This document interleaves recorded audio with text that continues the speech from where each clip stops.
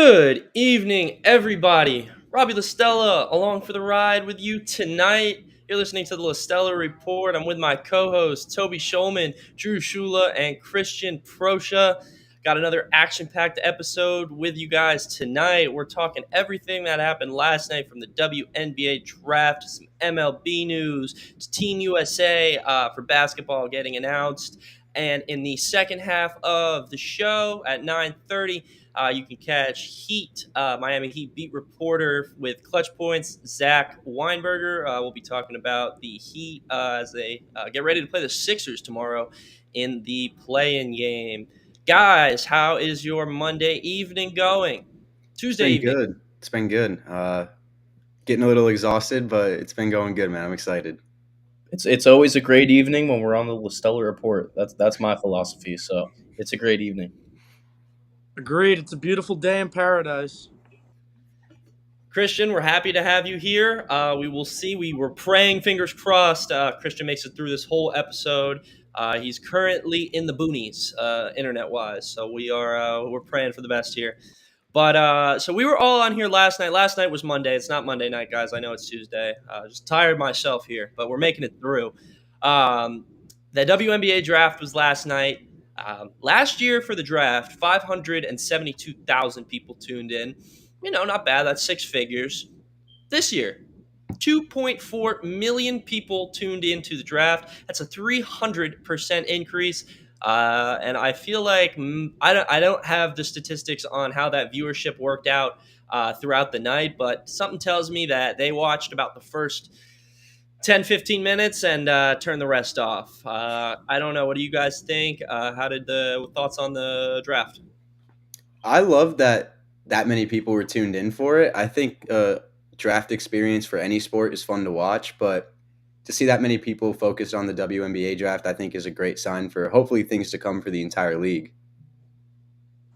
Yeah, have to agree. But even it is that there was a certain someone at the very top that definitely boosted those viewings. There's some names I knew down the board. Just from I think just women's college basketball this year, just in general was a little bit better than it has been. The players are getting better. The competition's there. There's some loaded women's basketball teams. It's getting real exciting for the WNBA and women's college basketball. Yeah, no, women's college basketball as a whole is just it's been generating a lot of revenue in recent memory. Another stat that I saw last night to partner with the viewership is within an hour of the Indiana Fever selecting Caitlin Clark. All jersey sizes for Caitlin Clark were sold out on the Fanatics website. So from small all the way to 3X or bigger, there is no Caitlin Clark Indiana Fever jerseys in stock. So I think that speaks volumes on how the direction of this sport is going. And I think you guys pretty said it well. Caitlin Clark, she stole the show as usual. But when you look at her contract, that's what interests me here. She's getting paid $338,000, $338,056. And in 2024, she'll be making $76,535. I think that's like the top three for salaries in the WNBA. I think that's a pretty. It could be better. Don't get me wrong. Obviously the goal is you want to get WNBA players making millions like they do in the NBA. But right now, six figures is solid, and I hear a lot of people saying like, "Oh, she might as well have just stayed in college." Well, I can tell you for a fact that the University of Iowa isn't cutting her a check for $338,000. The University of she's going to have to go out and find the Children's Bank or whatever organization wants to sponsor her in Iowa and go out and do deals. And I'm sure they come to her. She doesn't have to go out and find them. But it's like we were talking about with Elijah having to go out and search out these deals here in Paradise. When you go to the pro level, you make that salary, and B, you're going to be getting outside endorsements. Caitlin Clark's $338,000 salary is going to be quadrupled with these outside endorsements, and I think by the time it's all said and done, she has a very good chance to be one of the highest paid women's basketball players of all time. But another headline that jumped out to me from that draft, Camila Cardoso and Angel Reese, they're both going to the Chicago Sky. See, that is what the WNBA needs. They need a dynamic duo like that to create headlines. Like, give me that in the first game of the season. I'm sure the schedule's already made, but they can adjust it. Get those ratings up right off the rip. I mean, while the iron is hot, Caitlin Clark versus Camila Cardoso and Angel Reese, both of them in the first game of the season. I mean, again, that's another thing that'll have millions of viewers. Everyone will be there, and it'll be for a regular season WNBA game. I think that is an opportunity that they need to strike with and strike fast. I don't know if you guys agree, or what are you guys thinking about that dynamic duo and the potential for the WNBA to build off some of these big names coming in the draft? I think that dynamic duo is really cool. Like you said, I mean, these are two SEC rivals that used to go at it all the time, and now they're going to be teaming up. I think that's awesome. But I mean, looking down the line of the draft as a whole, I mean, some of these draft grades were pretty crazy for teams that didn't even have first round picks. The Vegas Aces received a B grade and didn't pick until number 13, I believe. They picked Daisha Fair from Syracuse. Uh, this whole class seems to be loaded. So, I mean, every team should be trying to capitalize off of this, like you said, this popularity right now while the iron's hot. Get your games in prime time while you can, if you can get them in prime time. Yeah, overall, it just I think we could all agree it was a better draft than what we've seen in the past, and I don't think there's really going to be anything that slows that down. One thing that I thought, maybe me compared to others would what stood out for me is, and this was a little bit of a storyline for me, is that um, Alyssa Peely, she was the eighth overall pick. She went to the Minnesota Lynx. Her brother plays defensive tackle for the Miami Dolphins. His name is Brandon Peely. He went to USC. So I thought that was just really cool. That when I noticed that, I was like, "Wait, is there any relation?" And then he ended up putting an Instagram story out saying, "Congratulations, sis." So I thought that was really cool because just some name recognition, an athletic family there. So shout out Alyssa Peely.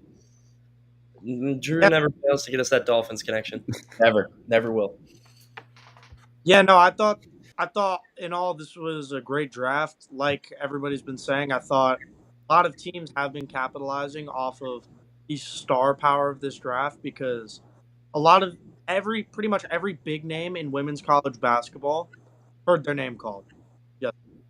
So just the opportunity to get a household name in women's college basketball on your W squad, it's like just taking all like it's pretty much a fantasy draft because all the best players are now in this draft. So people may be looking back at this draft like the 2003 NBA. And I mean, it's quite possible because there's so many talented players. I mean, you look at Kate Martin, for example, from Iowa. She got drafted in the second round.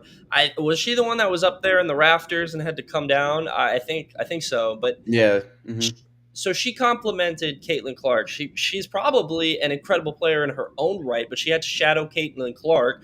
And she obviously is an incredible player. Gets drafted to the Aces here, and I think that's a smart play for them because they have that whole group of talent, and they bring her in. She already knows how to complement a superstar in Caitlin Clark. So that's just like a sneaky second round pick. And she was in the rafters, so I don't know if she was planning on getting drafted.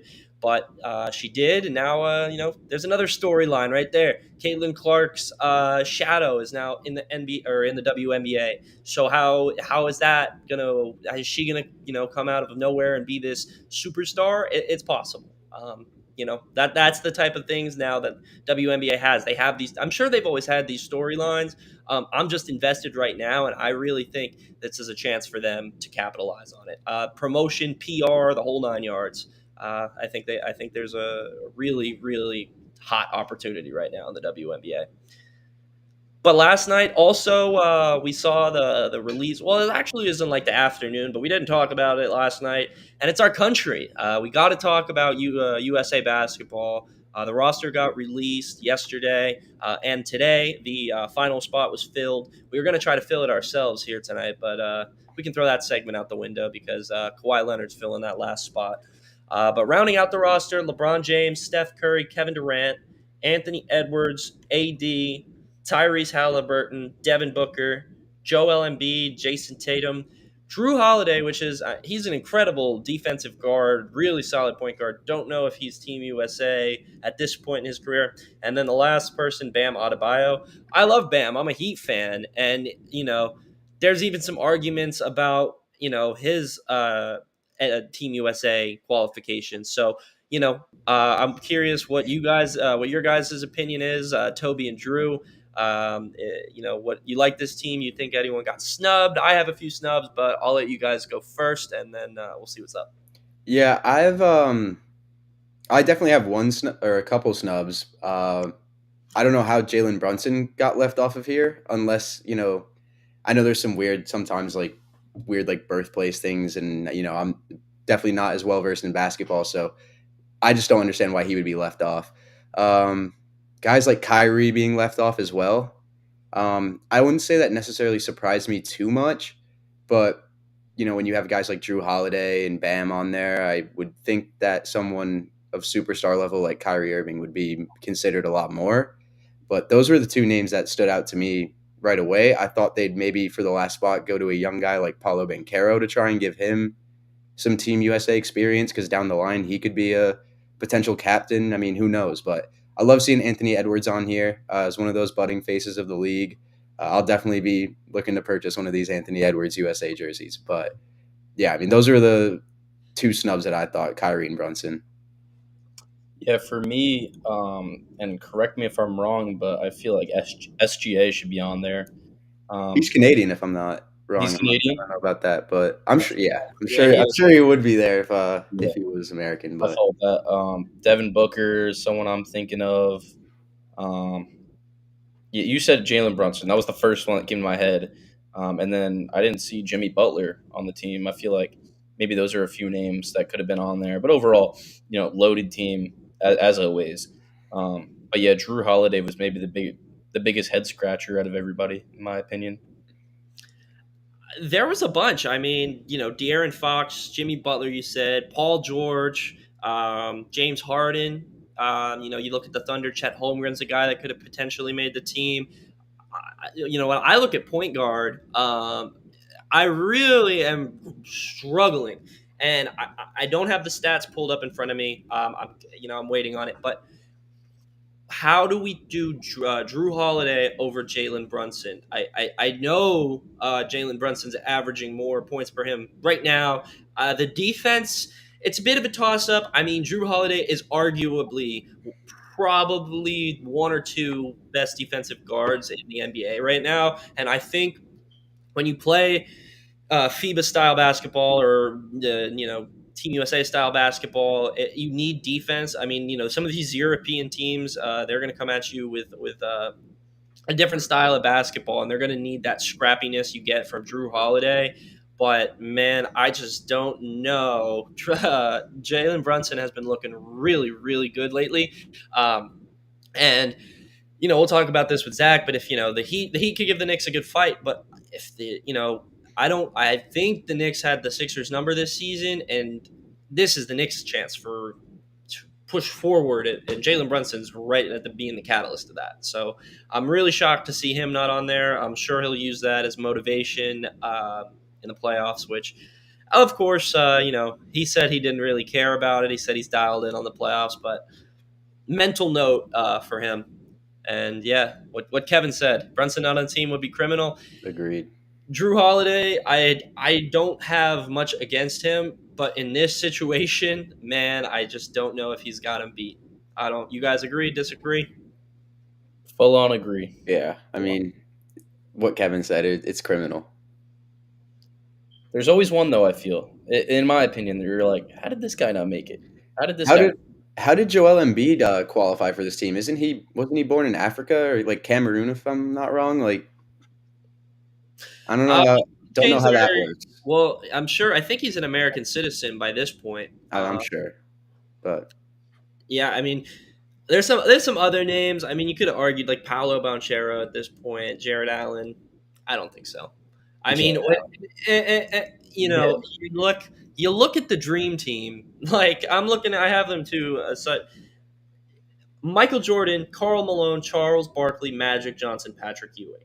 like those five names right there, those are like the five greatest names on it, one of the five greatest names, group of names in Team USA history. And now you're looking at, LeBron. You take LeBron and Steph out of the Team USA, right? Who's left? Kevin Durant, Joel Embiid, Devin Booker, Jason Tatum, Anthony Davis. I'm not stacking that up against the Dream Team. And it's no knock against USA or I think what it really is just showing how diverse the NBA is now, and there's so many foreign stars. I mean, Wemby might take it home this year, single handedly. So it'll be interesting to see what develops. I'm not necessarily too familiar with who's leading.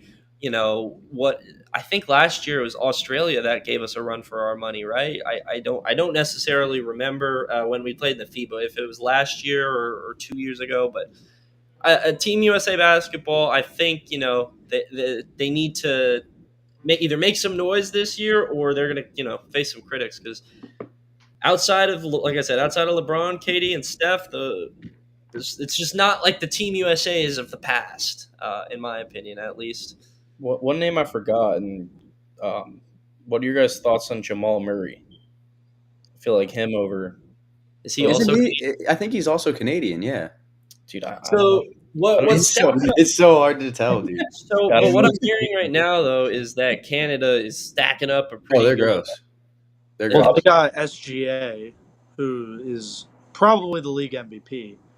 But yeah, no, I'm sure Canada has some other guys, and foreign, Wemby and Gobert will be France. The Antetokounmpo brothers will be Greece, and then Luca will be where's Luca from again?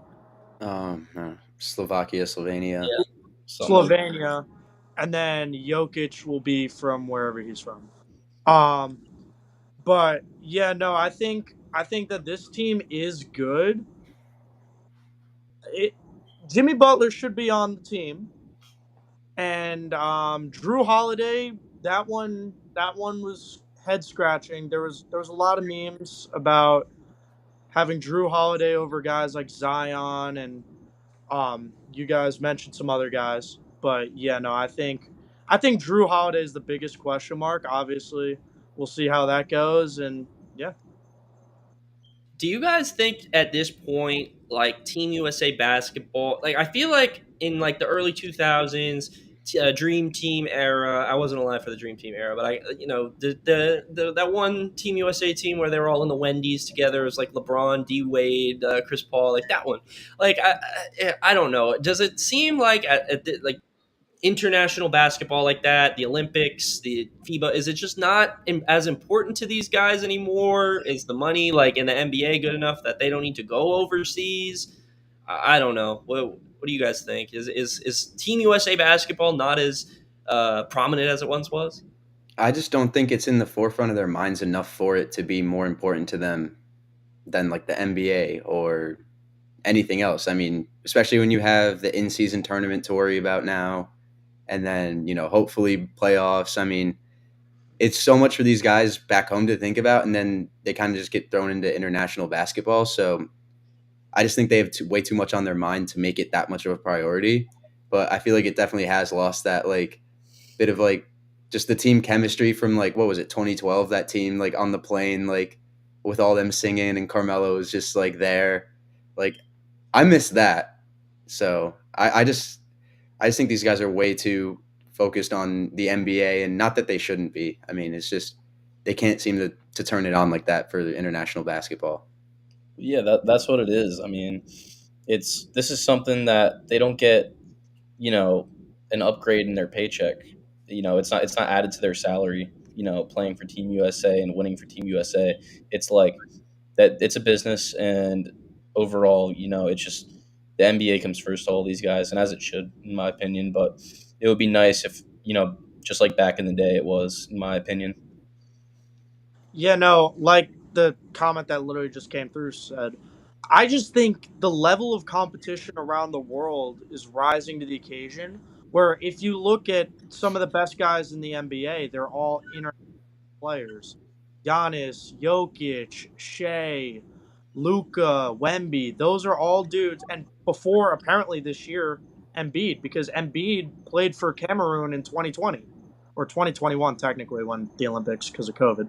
But like all of those guys were like some of the best players in the league. They're winning all NBA honors, stuff like that, and they're not even playing for the U.S. team. So when you're talking about just guys or where it's like, oh, the level of our team looks bad, it's just because, yeah, we have so many other dudes that are dominating the league that just are playing for other. Like in the past, the best guys you were getting overseas were like Pau Gasol and Goran Dragic. Like Yeah. now you're getting like legit players coming from overseas. And I think the game has been expanding like vastly over probably since the Dream Team era to now. And I think, to summarize everything you guys have been saying, all of that is finally come to a culmination. I think at some point we're going to get to a point in this Olympic basketball FIBA era where Team USA is just not running through everybody. We've already seen that recently, but now it's but I don't want to undervalue the names on this roster either, because if LeBron and KD on the same team, that's like NBA 2K right there. So if they're able to play full force after LeBron is going to be going full force here in the playoffs, KD same thing. So that was going to be my next point. Is I think at some point the structure needs to be different if it's going to matter for them. Like U17, U19 FIBA stuff like that. Those games are always good, and we hear about that. We'll hear about the top prospect going off in the FIBA game more than we'll hear about a FIBA prelim between the national team. And yeah, like Kevin said, the Europeans, it's a tough brand of basketball, and that's why I'm thinking Team USA puts a guy like Drew Holiday on the roster, because this dude is just gritty. He can defend anybody, and if Matthew Dellavedova is out there for Australia, given hell, then he can match up pretty well. So I discredited Drew Holiday to start, but I think he serves a purpose, and I wonder, did Team USA select him as kind of a strategy move almost, instead of saying, okay, yeah, we need to go get Jalen Brunson because he's putting up X amount of points this year, or and that could be a smart play too. Is Kerr? I think, yeah, Steve Kerr is still coaching. Is it him or is it Coach Pop? I I think it's Kerr. I think it's Kerr. I think Pop's done. I'm not 100% sure though, because Kerr did. They might do it together. I don't know. I remember when Coach K did it. That was awesome. But times change, things move on, and I just hope Team USA basketball doesn't fade into the abyss. But we'll see what happens. We'll see what happens because as we were saying, the NBA season is winding down, and that'll kick into gear the Olympic season. We'll take a quick break here and head because we got to talk to you about this NBA season coming up here at the 30-minute mark of this hour. Zach Weinberger joins us. We'll be breaking down Heat basketball and the NBA as a whole. The play-in games start tomorrow. And last note, Bam is a gold medalist in the past Olympics. So we did discredit Bam. I guess we did. Anyway, we'll take a quick break here on the Bleacher Brothers Sports Network 102.9 The Game. Robbie Lastella from my co-host Toby Shulman, Drew Schuler, Christian Proscia. We will be right back.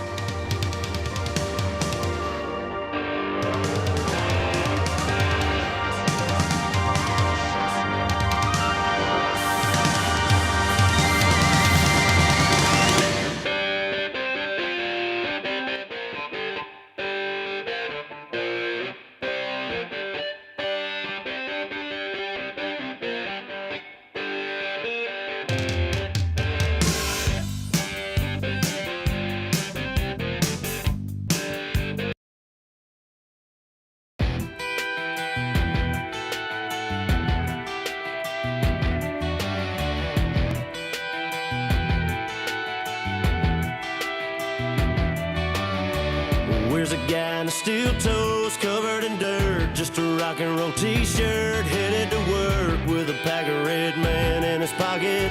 He's kind of Red Man, but he's rocking. Where's Welcome back, everybody. Thank you for hanging in through the break. Robbie Lastella here with my co-hosts Toby, Drew, and Christian. And now joining us here is the man himself, former FAU student journalist like us, Zach Weinberger with Clutch Points Miami Heat beat reporter. Zach, how are you doing tonight? I'm doing great. As a Heat reporter, I'm doing great. As an FAU fan, I'm a little on the fence because of everything that's happened. But we could talk about that if we want to as well. But I'm happy to be on the show, guys. Oh yeah, we might dive into that towards the end. But it's awesome a little bit to see your journey. You go straight from FAU diving into the Heat. That must have been surreal a little bit. Real quick, it's probably hard to sum up in some thoughts. But how has your first season been covering the Heat? Anything stand out? You're working with Spo, Jimmy, all those guys. It's awesome. Yeah, you took the one word right out of my mouth, which is surreal for sure. I'm actually going to connect this to FAU in one way real quick because the first kind of journalistic thing I did at FAU was for Owl Radio, and it was when the Heat practiced at FAU. And I was sort of like thrown in the deep end because the station manager at the time, Luke Fenimore was his name. He was like, interview Spo. Dwayne Wade is right there waiting. It's do or die. You got to interview him or not. And that was, definitely threw me in the deep end. But, again, it's just like seeing Jimmy, seeing Bam, seeing the whole team, seeing how the Heat organization is run through the eyes of a reporter is really cool to see. But, again, the time I had at FAU was great. So.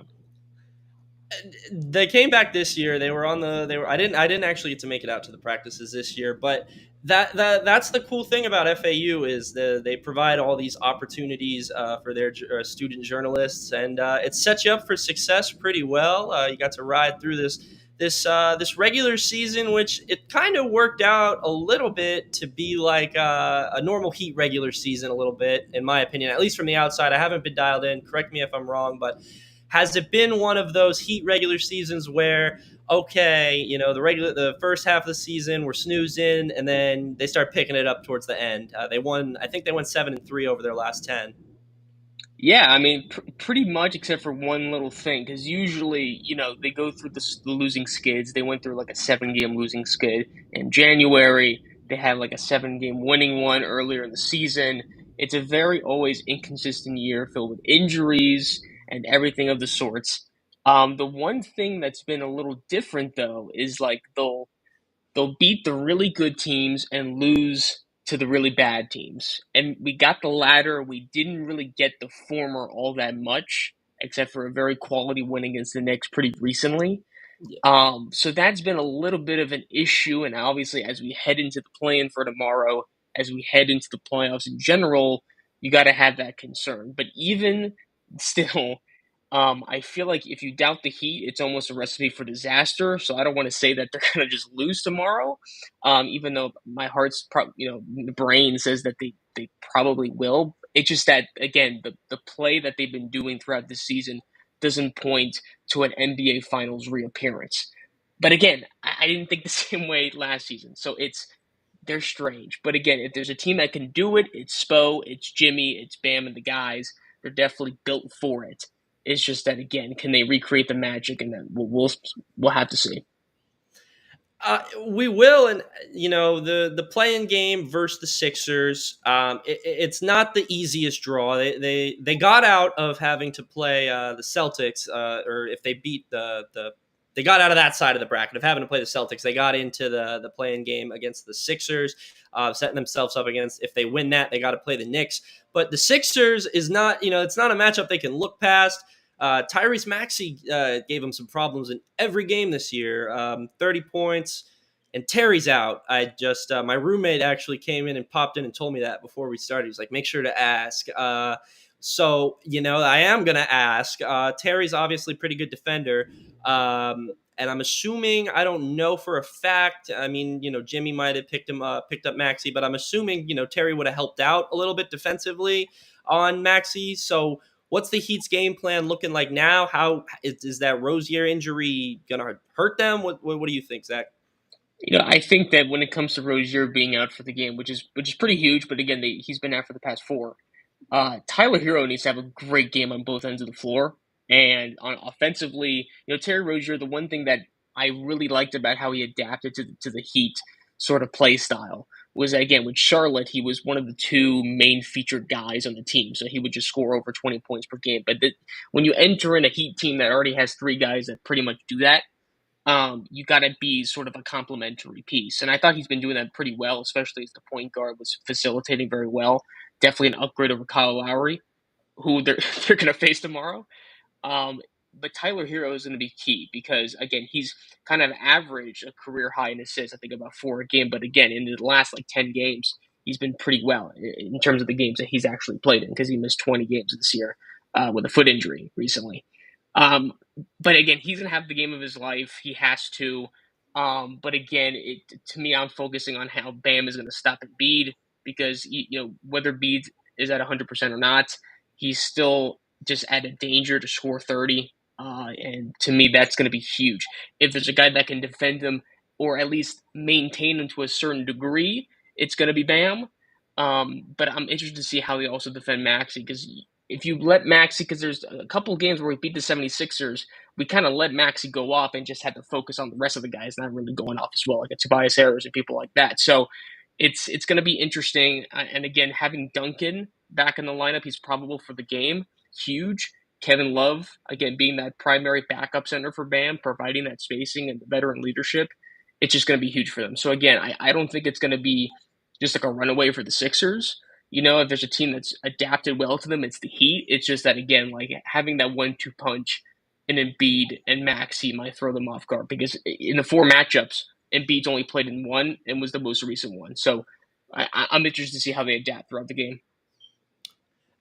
What exactly? I mean, Maxey's he's been a proficient scorer against the Heat in almost every game. What exactly has he been able to do? That he's caused this type of problem, and how are the Heat going to address that? Is it just Tyler Hero stepping up, or is there something else that they look to do to try to shut down Maxey? Well, I think one of the things that you have to do is try to keep him at least driving to the paint and just kind of keep him in there, because, again, one of the things that killed him throughout the 4 games was that he would drive in and do the little stutter step, step back, and it's just money every single time. So I'm hoping they're going to have the hardest film session of their life defending this guy, because, again, he is a problem. But, again, he's also been very streaky in terms of, if he goes off for 30, the next game he'll have 12. It's been a very interesting season for Tyrese Maxey, because it's been a breakout, but you can go ahead and try to maintain him. Tyler Hero hasn't always been the best defensive player, so it's going to be interesting to see how he does develop that instinct, because if there's one thing that Spoelstra is going to do, if you're not a good defender, he's going to take you out of the game, especially for the starters, I should say. So it's going to be interesting to see how they defend him, especially, again, Embiid, because once those guys go off the pick and roll, the Heat are at a massive disadvantage. So I'm interested to see how they keep them just sort of just at bay. I'm interested too. And you said something. You mentioned those film sessions with Coach Spo. How much has you were at practice today? I saw or maybe yesterday. How has the intensity dialed up from Spo and Jimmy and all the leaders on this team as they head into the postseason? I mean, we talked about it a little bit. The kick in the gear, but how has it changed? It definitely has. I will say that. It's just, the thing is, this team is so unpredictable in that way. Because I know, Jimmy always talks about how playoff Jimmy is not a thing. It's hard to say that it's not, though, because of what happened last year and even the playoff series before that. So I do think they're dialed in. I don't think throughout the regular season they're just they're coasting or just not trying. Because I feel like that's kind of the exact opposite of what their city uniforms say, which is the Heat culture type of thing. But there is a different level of intensity, because while the talent level is not the same, for example, when you look at a 76ers team, they're talented because of their top 2 guys. But what they're going to do is that they're going to bring the game to the mud, and you got to out like tough them. And sometimes, especially what happened in the playoffs last season, no team did that besides Denver. So they're going to try to use that once again to do it.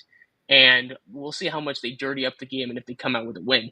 But that's going to be what it is. So for sure, again, like even looking at practice this afternoon, you saw the guys stay after, keep working on those physical drills, working on their shots up, seeing how their mannerisms when speaking to me and when speaking to the rest of the media. So it's a different level for sure. And again, they embrace the toughness. They embrace that they're the underdogs. This is stuff that we've seen. So we'll see if they can recreate that magic. I think that underdog mentality helps them more than being in, a number 1 or a number 2 seed. I mean, you look at FAU last year; they were the hunted, or they were the hunters, and we saw how it went. And then this year, they were the hunted. So it's the same thing for the Heat. I agree 100%. There was a question that came up on the screen when you were talking about mucking it up a little bit. It said, "Doesn't Jimmy get in Embiid's head?" That's my dad who asked that question. But it's a valid point. I mean, is Jimmy gonna talk a little nonsense? Is that muck it up a little bit? Is that playoff basketball, you think, or is it just something that happens? It definitely, he's definitely going to be talking. Here's the thing, Jimmy has to like take 30 shots tomorrow. Like he just has to. I think one of the things about Jimmy that's been, which is why I can't totally say that he's been like has not been coasting, is because sometimes he's too much of a team player. I think where like the reason why I thought they got so far in the postseason was because he would be the aggressor. He would play bully ball. He would go in the paint. You better meet him there, or not. He's going to capitalize. And I think he's just going to do the exact same thing tomorrow, especially because now Kyle Lowry's on the team. I don't see how, and again, the history with the 76ers, I don't see how there's not going to be some talking going on, how this is not going to be the most physical game of the play-in series by far. So, like, if it isn't, then the Heat are going to lose this game. If they can't dirty up the game, then I don't see them winning. So, like, I think they embrace that. And again, like you said, you mentioned FAU, and I thought that was very interesting because now that the teams know that they're going to do that, I wonder how they're going to beat now. I wonder maybe if they're going to know that they're going to dirty up the game, they're going to mentally prepare for it in terms of the opposing teams, and maybe the Heat will look, again, they'll be flawed. But again, we'll see. But again, Jimmy's going to be talking a lot. So I'm excited for that. Oh, I know he'll be talking. And hypothetically, if the Heat make it past these Sixers, the next up is the Knicks. I think it's the easier draw between the Celtics or the Knicks. That's what I was trying to say before, but I got a little ahead of myself. But how do you like the Knicks' chances, or the Heat's chances over the Knicks? I hope you don't like the Knicks' chances. So, for me personally, well, by far, I prefer them to face the Knicks by far. Here the thing is, I trust the Heat more in a 7-game series than I do like in a single game type play-in situation. So, like, because I feel like they're one of the best teams in the league at adapting to their opponent. So that's why to me a 1-game thing against the 76ers scares me a bit. And also, like, again, like, you look at games where they lost the Wizards and the Grizzlies who are missing 50 people on their team and stuff like that. It's just like they are always at risk of doing that. But for the Knicks in a 7-game series, I like that a lot. I really do. And I don't care if they're going to end up as the 7th or 8th seed. Against the Celtics, though, I think that could be a very quick series. I truly think so. And because, again, the Celtics, they're at their strongest. I think that, Tatum will not crumble in the first round. I'm pretty sure. So, again, I just think that I don't want to see the Celtics in the first round.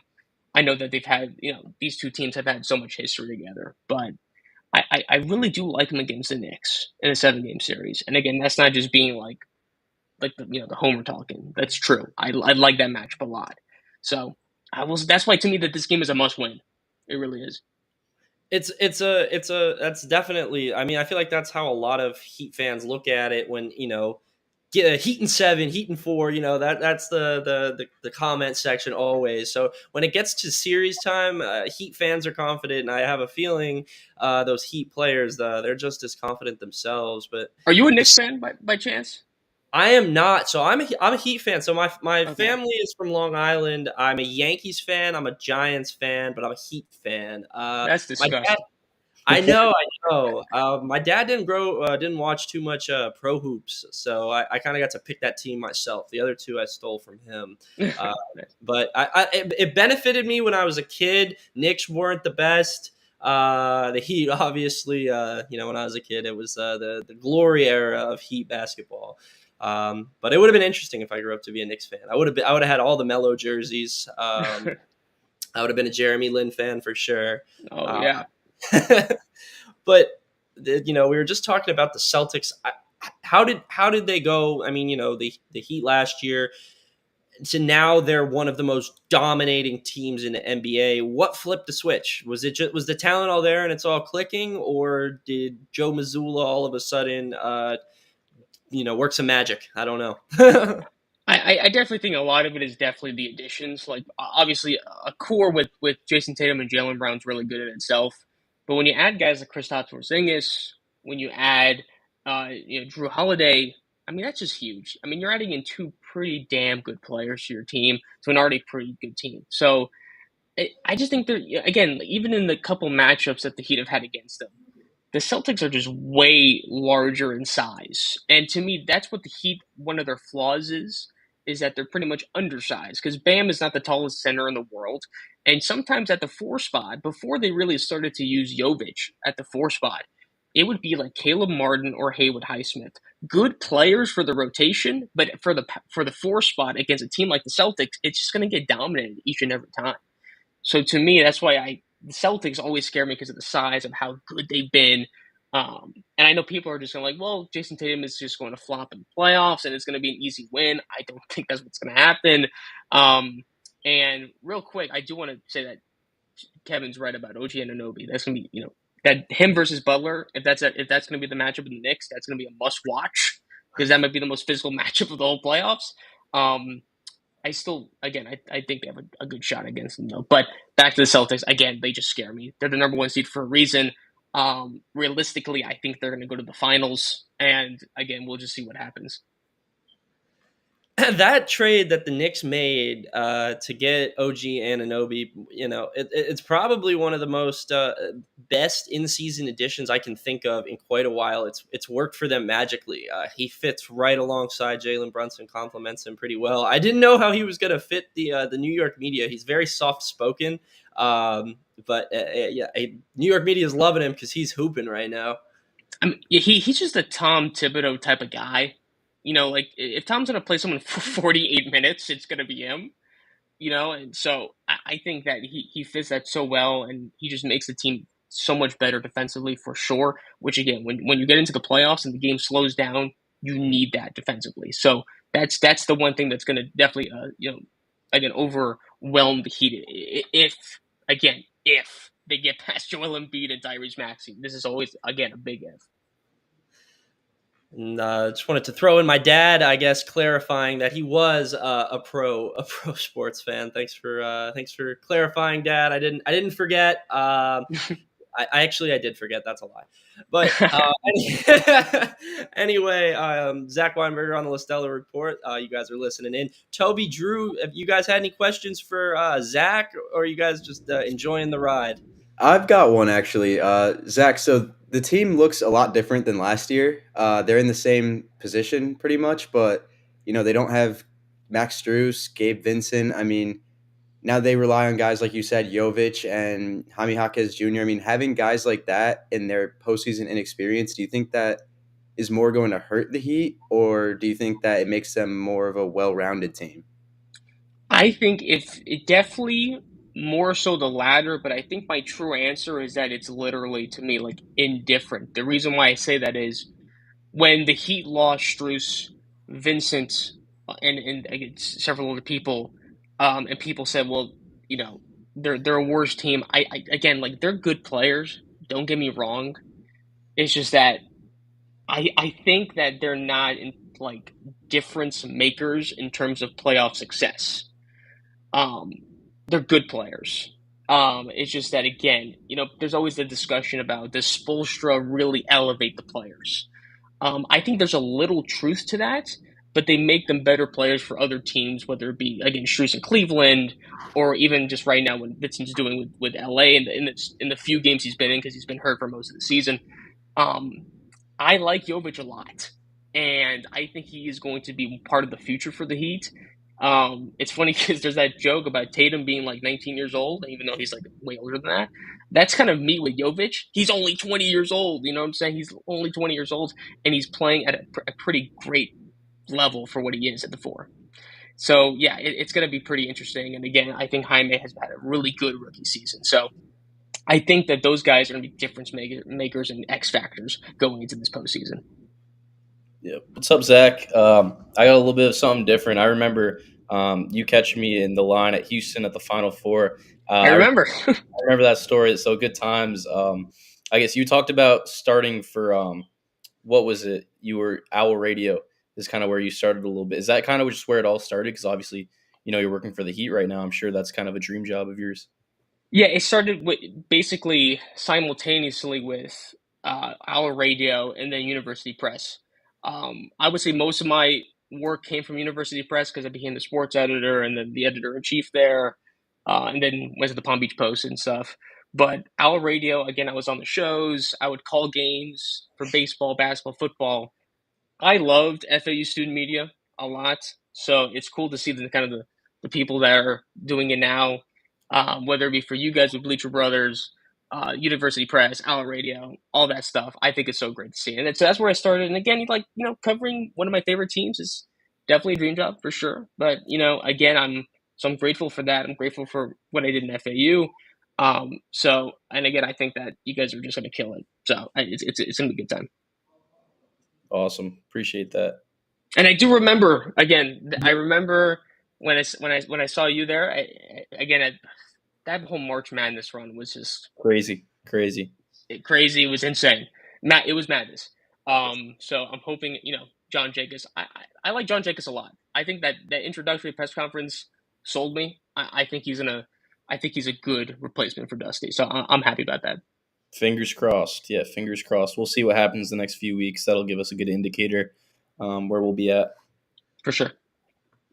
So Zach, when you were calling games in the borough, it was probably pretty quiet in there. You probably had your choice of seats and everything. It was up until last year, at least. Well, I always said that I think still my favorite story I ever wrote was like I think one of my last few pieces for the Post where I was like, when I started in 2018 at FAU, it was Dusty's first year, and I was covering FAU basketball with him. It was just me and 2 other people, maybe Colby Guy, Kevin Fielder. I think they were there. Shout out to them. Yep. So it was just me there, me and Dusty. It's almost like we kind of grew on our own. You know what I'm saying? So that was one of my favorite things. It was no one in the stands, or maybe a few people. I don't want to say that there's no one in the stands, but there was a few people in the stands rooting for FAU basketball. But right now it's like a sold out. Again, like seeing the rise in attendance and where the program it was at, it's like night and day.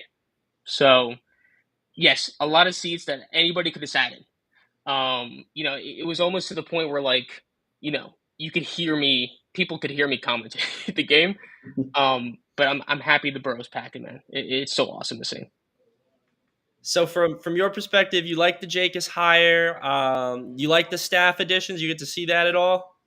I saw it. Believe me, I'm in tune because I follow you guys. I follow everybody else. Again, I like the resume of Jacobs a lot when that was announced, and then I saw how he kind of cares about the guys, and he was pretty I'm not going to say I've seen every introductory press conference ever, but he was pretty honest. He was like, listen, guys might enter the transfer portal, which is very inevitable, but he's like, but I'm still going to make a case for you guys to stay. Like, he just said it outright in front of everybody, the donors, everybody. So to me, I saw that passion.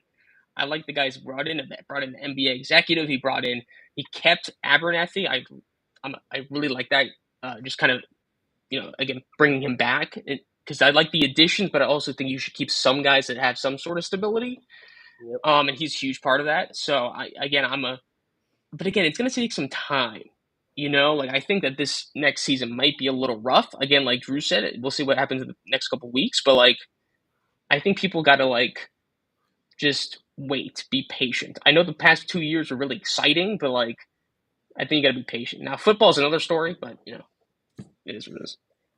Oh, football. I don't know if we can be patient with football. I love Tom Herman, but I think it's bowl game or bust for FAU football this year. I don't know. Maybe Well, harsh. it's funny Maybe you say that because I said the same thing when Tiger was there.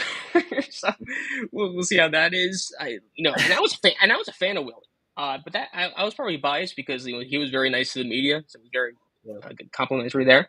But yeah, disappointing results, man. And then obviously with Herman too. So we'll see, but we'll see. We shall. Guys, any questions for Zach before we let him dive into another Heat film session? I think I'm good. Christian, are you alive? Have we heard from you? You want to say hello? Yo, what's up? I've literally been sitting here quietly for 25 minutes, just enjoying the conversation, just sitting out in the corner. But yeah, man, I appreciate everything that you've been saying. Thank you for coming on the show. And yeah, no, it was awesome because for me, growing up as a Heat fan, being able to see, hey, somebody from my school get an opportunity, like, dude, keep doing what you're doing. It's badass, bro. Listen, um, I'm very in tuned with FAU, so I know what all of you guys are doing. Just keep up the good work. I'm happy that that you've seen that from me for sure.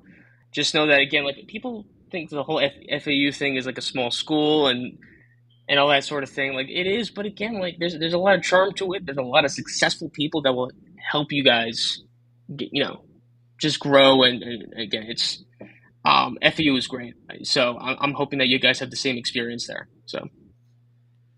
Well, I've had a great 4 years myself. I graduate in a couple of weeks. It's an awesome school. I agree. The small media, Syracuse is great, but it's also much. You got to audition to get on the student radio over at Syracuse, and if you don't get it, you don't get it. And at FAU, it's not saying that our media is any bum can go and grab the mic, but it's definitely more open ended. So the opportunities are endless.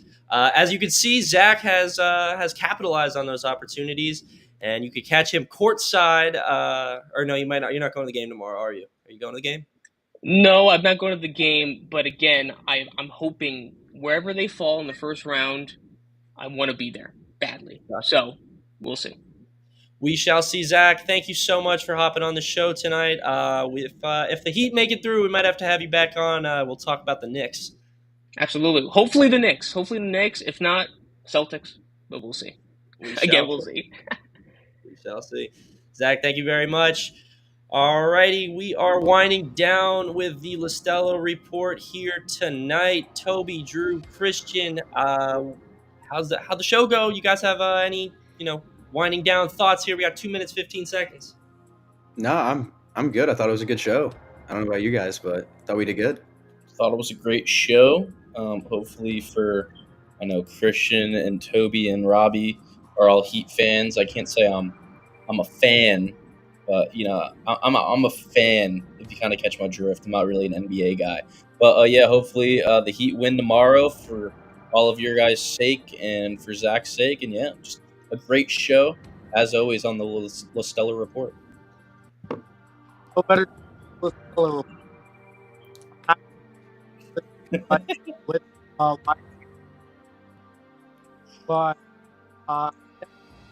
really an honor. And that was Christian giving us something. I think it was kind words. He may have been cursing us out. I don't know. The world may never know, unfortunately. But some good news for you as we get ready to sign off here tonight. The Fish, the Marlins, they won 6-3 over the Giants. Let's go. The Marlins are back, Christian. They won for you tonight. No, I'm not talking about the team, bro. Shout out Max Meyer. Christian told us Victoria's secret. And Christian isn't kidding. He quite literally cannot talk about this team at the moment. The internet is just malfunctioning. Guys, thank you so much for tuning in tonight for this edition of the Lastella Report. Thank you, Zach Weinberger, for hopping on. Until next time, which is tomorrow night at 9 p.m. That's Toby, that's Drew, that's Christian. I'm Robbie. Have a great night, everybody.